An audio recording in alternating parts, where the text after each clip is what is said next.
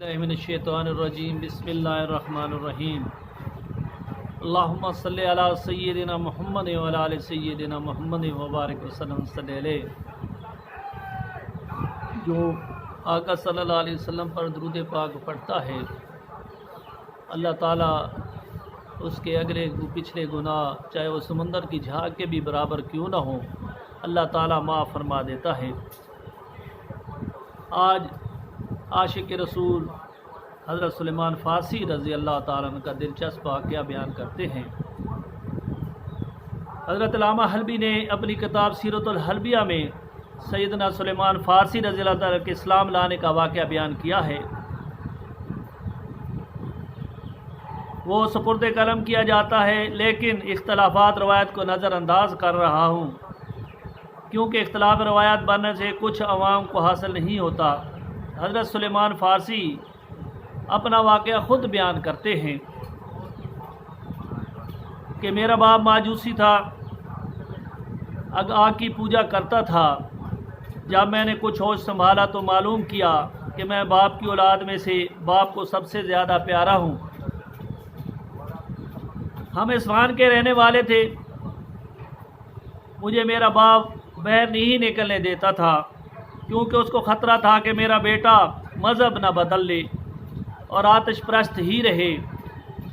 وہ مجھے آگ جلانے پر رکھتا، گویا اس نے مجھے آگ کا خادم بنا دیا تھا کہ میں ہمیشہ آگ جلتی رہے، کبھی بجھنے نہ پائے۔ نیز میرے باپ بہت بڑی جائیداد کا مالک تھا۔ ایک دن میرے باپ کسی عمارت کی تعمیر میں مشغول ہوا اور مجھے اپنی جائیداد زمین پر بھیجا۔ بہت زیادہ تاکید کہی کہ راستے میں کسی کا دھیان نہ لگ جانا۔ میں جائیداد کی طرف جا رہا تھا کہ راستے میں ایک کنیسہ عیسائیوں کا عبادت خانہ آ گیا۔ عیسائی اس میں عبادت کر رہے تھے۔ میں ان کی آواز سنی تو میں اندر چلا گیا۔ جب میں نے ان کی عبادت کا طریقہ دیکھا تو مجھے بہت زیادہ پسند آیا اور میں غروب آفتاب تک وہی رہا، کیونکہ میری طبیعت پیدائشی طور پر دین کی طرف مائل تھی اور اسی وجہ سے میرا باپ مجھے باہر نکلنے نہیں دیتا تھا۔ الحاصل میں نے جائیداد پر جانا قصداً ترک کرنا، اور جب شام کو وہ لوگ عبادت سے فارغ ہوتے تو میں ان سے پوچھتا اس دین والے کہاں ملیں گے؟ انہوں نے کہا ملک شام میں ملیں گے۔ میں وہاں سے روانہ ہو کر مغرب کے بعد باپ کے پاس پہنچا۔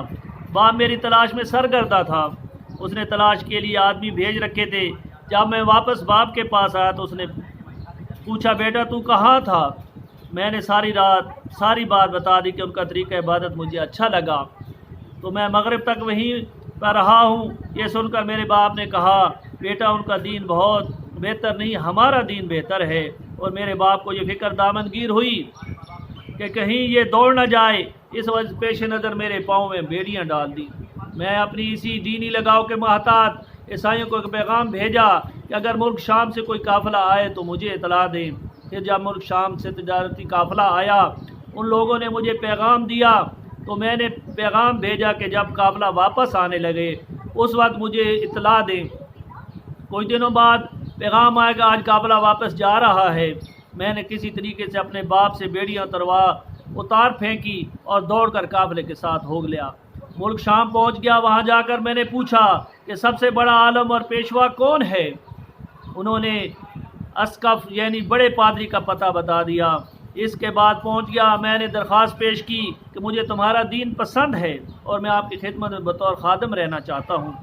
میں آپ کی خدمت بھی کروں گا اور علم بھی حاصل کروں گا۔ اس نے میری درخواست قبول کر لی اور میں کنیسہ میں داخل کر لیا گیا، لیکن وہ اسقف برا آدمی تھا۔ لوگوں کے صدقہ خیرات کی رغبت دیتا اور جب صدقہ وغیرہ اکٹھا ہوتا تو وہ گھر لے جاتا، غربا و مسکین کو نہ دیتا۔ یوں کر کے اس نے 7 مٹکے سونے کے جمع کر لیے۔ مجھے اس سے وجہ سے نفرت ہو گئی۔ پھر وہ مر گیا۔ جب عیسائی لوگ اسے دفن کرنے کے لیے اکٹھے ہوئے تو میں نے سارا واجرہ بیان کیا۔ یہ بہت برا آدمی تھا، تمہیں صدقہ کا حکم دیتا، پھر حاجت مندوں مسکینوں کو نہ دیتا بلکہ اپنے گھر لے جاتا، اور اس نے 7 مٹکے سونا اکٹھا کیا ہوا ہے۔ ان عیسائیوں نے مجھ سے پوچھا تجھے کیسے علم ہوا؟ تو میں نے کہا میں تمہیں مٹکے دکھا دیتا ہوں۔ میں نے ان کو نشاندہی کی تو انہوں نے وہ مٹکے نکال لیے اور کہنے لگے اللہ کی قسم ہم اسے دفن نہیں کریں گے۔ پھر انہوں نے جنازہ بھی نہ پڑھا، اسے پتھروں میں پھینک دیا، حالانکہ وہ صائم الظاہر تھا۔ پھر وہ لوگ ایک آدمی کو اس کے جانشین کے طور پر لائے، وہ بڑا نیک انسان اور لاطمع تھا، مجھے سے بڑی عقیدت اور محبت ہو گئی۔ میں اس کی خدمت میں رہا حتیٰ کہ اس کا وقت آ گیا، تو میں نے اسے کہا کہ مجھے آپ سے حد درجہ عقیدت و محبت تھی، مگر اللہ کا حکم آ پہنچا ہے، لہذا آپ مجھے کہیں بھیجیں۔ اس نے کہا اللہ کی قسم میرے علم میں ایک شخص ہے جو کہ موصل میں ہے، وہ معیار پر پورا اترے گا۔ پھر وہ مر گیا تو میں نے اسے دفن کیا۔ میں نے چلتے چلتے موصل پہنچ کر اس شخص کو تلاش کیا، اس سے ملا، اس کے سامنے سارا ماجرا بیان کیا، تو اس نے مجھے اپنی خدمت میں رہنے کی اجازت دے دی۔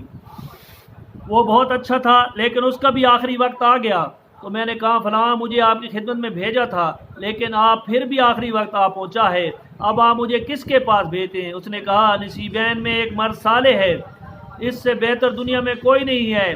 پھر اس کو دفن کرنے کے بعد نصیبین میں پہنچ گیا، مسعود سے ملا اور کہانی سنائی، اس نے بھی خدمت میں رہنے کی اجازت دے دی۔ اب آپ مجھے کس کے پاس کچھ عرصے بعد اس کا بھی آخری وقت آ گیا۔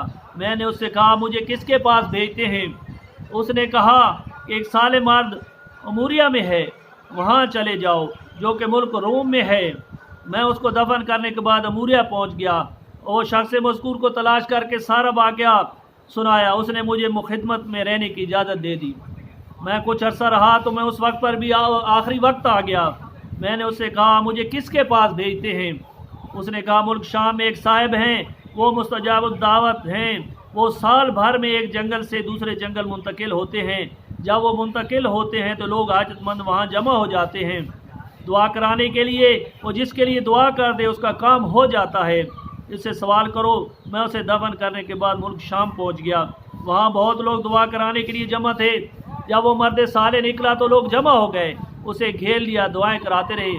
میں بھیڑ کی وجہ سے اس سے نہ مل سکا، لیکن جب وہ دوسرے جنگل میں جانے لگا تو میں نے اس کا کندھا پکڑ لیا۔ اس نے پوچھا کون ہے؟ میں نے سارا ماجرا بیان کیا۔ اللہ تعالیٰ کے بندے مجھے دین حنیف بتاؤ جو کہ ابراہیم کا دین ہے۔ اس نے کہا آپ نے وہ سوال کیا ہے جو دوسرے لوگ سوال نہیں کرتے۔ پھر اس نے کہا سنو، وقت آ پہنچا ہے کہ نبی آخر زمان صلی اللہ علیہ وسلم کی بعثت ہونے والی ہے، یہ دین حنیف یعنی ابراہیمی دین اور ان سے حاصل ہو سکتا ہے۔ وہ نبی ملک عرب میں مبعوث ہونے والا ہے، وہ ہجرت کر کے اپنے شہر جائے گا جو کہ شہر کھجوروں کے درمیان ہے۔ اس نبی کی کچھ علامتیں ہیں، بتا دیتا ہوں، وہ یہ ہے کہ وہ صدقہ نہیں کھائے گا، ہدیہ قبول کرے گا اور کھائے گا، جو اس کے کندھے کے درمیان مہر نبوت ہوگی۔ اگر تو ان تک پہنچ جاتا ہے تو پہنچ جا۔ جہاں بعد میں دیکھا ایک تاجروں کا قافلہ جا رہا ہے، میں نے کہا کہ مجھے ملک عرب لے چلو اور مجھے اسے اتنے گائیں بکریاں لے لو۔ انہوں نے منظور کر لیا اور میں ان کے مقرر گائیں اور بکریاں دے دی اور انہوں نے مجھے ساتھ لیا۔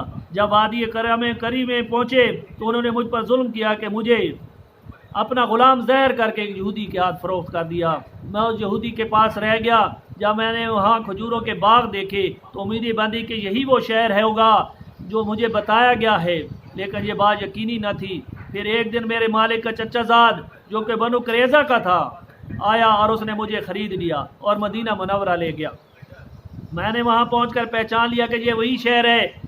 میں وہاں رہا۔ پھر مکہ میں رسول صلی اللہ علیہ وسلم کی بعثت ہوئی، مگر مجھے اس کے متعلق علم نہیں تھا۔ اور پھر جب رحمت عالم صلی اللہ علیہ وسلم نے ہجرت کی اور مدینہ منورہ تشریف لائے اور میں نے اپنے مالک کی کھجوروں کے باغ میں کام کر رہا تھا کہ میں کھجوروں پر چڑھا ہوا تھا کہ میرا مالک نیچے بیٹھا ہوا تھا کہ اچانک اس کا چچا زاد آیا اور کہا اللہ تعالیٰ نبی اوس اور خزرج کو تباہ کرے، وہ کعبہ میں جمع ہوئے ہیں کہ ایک صاحب مکہ سے آئے ہیں، ان کا گمان ہے کہ وہ اللہ کے نبی ہیں۔ جب میرے کان میں یہ آواز پڑی تو میں خوشی سے کانپنے لگ گیا اور خطرہ پیدا ہوا کہ مالک کے اوپر نہ گر جاؤں۔ میں جلدی سے نیچے اترا اور آنے والے سے کہا کہ آپ کیا کہہ رہے ہیں؟ یہ سن کر میرے مالک کو غصہ چڑھ گیا اور اس نے مجھے تھپڑ مار دیا، کہا چل اپنا کام کر۔ میں نے ویسا ہی پوچھا ہے کہ یہ کیا کر رہے ہیں۔ پھر ایک دن اپنے مالک سے ایک دن کی چھٹی لی اور مزدوری کر کے کچھ کھانے کی چیزیں اور کباب پہنچ گیا۔ جا کر معلوم ہوا کہ آپ بڑے نیک مرد ہیں، آپ کے ساتھی بھی ہیں جو کوئی کاروبار نہیں، اور میرے پاس کو صدقہ کی چیزیں ہیں، قبول فرمائیں۔ یہ سن کر رسول اللہ صلی اللہ علیہ وسلم نے وہ چیزیں لی اور ساتھیوں سے فرمایا کھاؤ، لیکن کچھ خود نہ کھایا۔ میں نے جی میں ایک نشانی ہے جو شامی بزرگ نے بتائی تھی۔ پھر میں کچھ دنوں کے بعد آیا تو آپ مدینہ منورہ تشریف فرما چکے تھے۔ میں ایک دن کی چھٹی لے کر مزدوری کر کے کچھ کھانے کی چیزیں لی اور حاضر ہو کر سلام عرض کیا، یہ ہدیہ ہے۔ سرکار صلی اللہ علیہ وسلم نے خود بھی تناول فرمایا اور دوسروں کو بھی کھلایا۔ میں نے جو کہا دوسری نشانی بھی پوری ہوئی۔ پھر میں سرکار صلی اللہ علیہ وسلم کی پشت کی طرف آیا کہ مہر نبوت دیکھ تو حضور صلی اللہ علیہ وسلم نے اپنی چادر پشت مبارک سے نیچے اتاری تو میں نے مہر نبوت بھی دیکھ لی اور مہر نبوت دیکھ لی اور بوسے دینا شروع کر دیا اور رونا شروع کر دیا۔ پھر رسول صلی اللہ علیہ وسلم نے فرمایا سامنے آؤ۔ میں نے حاضر ہو کر سارا کی ماجرا سنایا، مسلمان ہو گیا۔ حضور صلی اللہ علیہ وسلم نے جا کر یہ سارا واقعہ صحابہ کرام کو سنایا جائے۔ سرکار صلی اللہ علیہ وسلم نے ترجمان طلب کیا۔ حضرت سلیمان کی زبان فارسی تھی۔ ترجمان کے لیے ایک یہودی کو بلایا گیا جو تاجر تھا اور دونوں زبانیں جانتا تھا۔ اس کو جب حضرت سلیمان فارسی نے حضور صلی اللہ علیہ وسلم کی شان بیان کی تو وہ یہودی بولا یہ آپ کو گالی دے رہا ہے۔ حضور صلی اللہ علیہ وسلم نے سن کر فرمایا یہ سلیمان اتنا لمبا سفر کیا ہے کیا ہمیں گالی دینے آیا ہے؟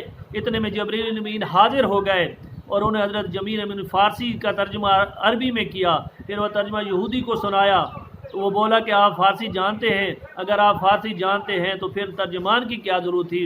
فرمایا یہ مجھے جبریل نے بتایا ہے۔ یہ سن کر یہودی کلمہ پڑھ کر مسلمان ہو گیا اور پھر شان کونین صلی اللہ علیہ وسلم نے جبریل سے فرمایا اے جبریل سلیمان کو عربی زبان سکھاؤ۔ حضرت جبریل علیہ السلام نے عرض کیا یا رسول اللہ صلی اللہ علیہ وسلم سلیمان کو فرماؤ آنکھیں بند کرے۔ جب آنکھیں بند کی تو جبریل نے حضرت سلیمان کے منہ میں آب دان ڈال دیا۔ اسی وقت حضرت سلیمان فصیح عربی بولنے لگے اور وقت گزرتا گیا۔ پھر حضرت سلیمان ایک دن نبی صلی اللہ علیہ وسلم سے فرمایا تو اپنے مالک سے آزاد ہونے کی گفتگو کر، مکاتب بن کر آزادی حاصل کر لی۔ حضرت سلیمان فرماتے ہیں میں نے مالک سے بات کی تو بولا میری زمین پر کھجوروں کے لگاؤ 300 یا 500 درخت، جب بڑے ہو کر پھل دینے لگے تو آزاد ہو۔ ساتھ 40 ہو کیا سونا بھی۔ یہ سن کر نبی رحمت شفیق صلی اللہ علیہ وسلم نے صحابہ سے فرمایا سلیمان تمہارا بھائی ہے، اس کی امداد کر کے صحابہ نے مل کر زمین کو درست کیا، اس میں درخت لگانے کے لیے کھیلیں بنائی۔ پھر حضور صلی اللہ علیہ وسلم نے عرض کیا تو فرمایا چلو۔ نبی رحمت صلی اللہ علیہ وسلم تشریف لائے اور فرمایا مجھے گٹھلیاں پکلاتے جاؤ اور زمین میں لگاتے جاؤ۔ سرکار صلی اللہ علیہ وسلم کھجوریاں زمین پر دباتے جاتے، صحابہ کرام پکڑاتے جاتے، اور میں سے ایک گٹھلی حضرت سلیمان نے خود لگائی اور ایک حضرت عمر فاروق نے لگائی۔ وہ دونوں تو نہ ہوگی لیکن باری ساری کی ساری کھجوریں مدین درخت پیدا ہو گئے، ایک سال میں پھل دینے لگے۔ سرکار صلی اللہ علیہ وسلم نے پوچھا یہ دو کس نے لگائی؟ عرض کی حضرت عمر نے اور دوسری حضرت سلمان فارسی نے۔ سرکار صلی اللہ علیہ وسلم نے اپنے دست مبارک سے وہ گٹھلی نکال کر پھر زمین میں دبا دی، وہ بھی اسی سال پھل دینے لگی۔ حالانکہ کھجوروں کا درخت کئی سالوں کے بعد پھل دیتا ہے۔ پھر شاہ کونین نے تھوڑا سا سونا منگایا اور فرمایا سلمان لے جاؤ، مالک کا قرضہ ادا کرو۔ یہ دے سلمان نے عرض کیا حضور اتنے سے سونے سے سارا قرض کیسے ادا ہوگا؟ آپ حبیب خدا نے سونے کو زمین مبارک پر زبان مبارک سے لگا کر دے دیا۔ جب اس کا وزن کیا گیا تو 40 اوقیاس پورا ہونے کے بعد 40 اوقیاس بچ بھی گیا۔ حضرت سلمان آزاد ہو گئے۔ اس واقعے میں دست مبارک کا بھی اعجاز ہے، گٹھلیوں کا فوراً اگ کر پک جانا زبان مبارک کا بھی اعجاز ہے۔ زبان پکار لگانے سے اتنا سونا اوقیاس پورا ہونے کے بعد بچ گیا۔ حضرت سلیمان پر 250 سال عمر عطا کی، آپ کی عمر کے 250 سال ہوئے۔ حضرت سلیمان فاضل نہایت ہی متقی اور پرہیزگار اور بطور عابد زاہد تھے، عالم فاضل تھے۔ 250 سال عمر پائی، آپ گورنر بھی بنے۔ آپ کو بیت المال سے 5000 ماہوار وظیفہ بھی ملتا تھا، مگر آپ سارا کا سارا غریبوں میں تقسیم کر دیتے، خود اپنے ہاتھ سے کمائی کر کے گزارا کرتے۔ آپ کے پاس ایک کملی تھی، اسی پر گزارا کرتے، آدھا اس کو بچاتے، اس پر آرام کرتے اور آدھا اوڑھتے۔ ایک صاحب فرماتے ہیں جب آپ مدائن کے گورنر تھے میں حاضر تھا کہ کھجوروں کے پتوں پر کام کر رہے ہیں۔ پوچھا کہ آپ ایسا کیوں کرتے حالانکہ آپ گورنر ہیں؟ تو فرمایا مجھے یہی پسند ہے کہ اپنے ہاتھ کی کمائی سے بسا اوقات آپ گوشت خرید کر پکاتے اور دیوانوں کے ساتھ بیٹھ کر کھاتے اور خود بھی تناور پھاڑتے۔ اللہ تعالیٰ آقا صلی اللہ علیہ وسلم کے غلام حضرت سید سلیمان فارسی رضی اللہ تعالیٰ عنہ کی نقش قدم پر چلنے کی توفیق عطا فرمائے اور آقا صلی اللہ علیہ وسلم سے سچی محبت عطا فرمائے۔ وآخر دعوانا الحمدللہ رب العالمین۔